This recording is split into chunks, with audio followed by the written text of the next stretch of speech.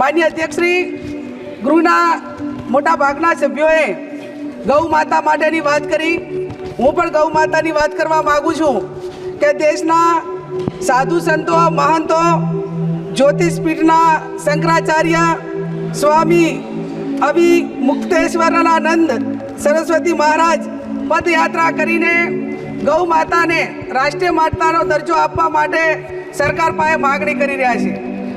માન્ય અધ્યક્ષશ્રી, ગૌ માતાને રાષ્ટ્રીય માતાનો દરજ્જો મળે અને ગૌ વંશ ઉપર હત્યાનો પ્રતિબંધ આવતો કાયદો એ લોકસભામાં લાવવામાં આવે એવી હું માગણી કરું છું. માન્ય અધ્યક્ષશ્રી, ગાયોને નિભાવણી માટે પશુ દીઠ તમામ ગૌશાળાઓને 100 રૂપિયા પ્રતિ દીઠ આપવામાં આવે એ પણ હું માગણી કરું છું.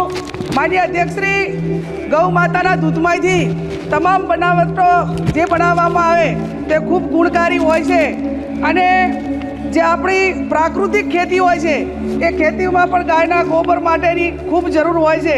માન્ય અધ્યક્ષશ્રી, પશુની ખરીદી કરવામાં આવે અને પશુપાલક તેનો ઇન્સ્યોરન્સ લે છે ત્યારે એના ઉપર 18% GST લગાડવામાં આવે છે. તો એ GST હટાવી દેવામાં આવે એવી પણ હું માગણી કરું છું.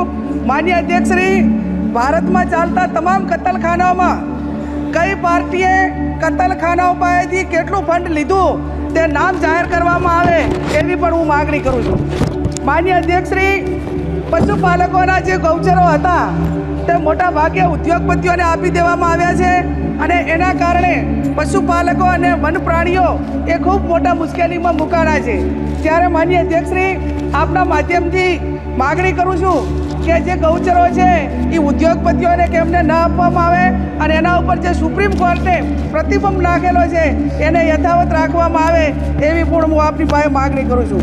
માન્ય અધ્યક્ષશ્રી, મારો જિલ્લો બોર્ડરનો જિલ્લો છે અને એમાં સેન્સિટિવ ઝોન છે. આ ઝોનમાં જે જંગલી પ્રાણીઓ છે એ પ્રાણીઓને જે જમીન ફાળવેલી છે એમાં મોટા ભાગે ઉદ્યોગો, મીઠાના ઉદ્યોગો આવેલા છે, એના ઉપર પ્રતિબંધ મૂકવામાં આવે.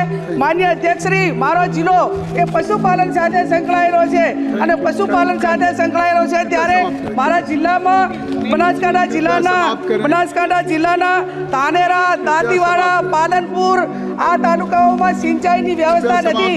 એના ઉપર સિંચાઈની વ્યવસ્થા કરવામાં આવે એવી પણ હું આપની પાસે વિનંતી કરું છું. માન્ય અધ્યક્ષશ્રી, જે ડેરીઓની ચૂંટણી અને તમામ સહકારી ચૂંટણીઓ એ એક મંડળીનો ઠરાવ કરવામાં આવે છે, એને બદલે તમામ દૂધના કસ્ટમરો હોય એ ડેરી નિયામકના તમામ પ્રતિનિધિઓને ચૂંટે એવી પણ હું માગણી કરું છું.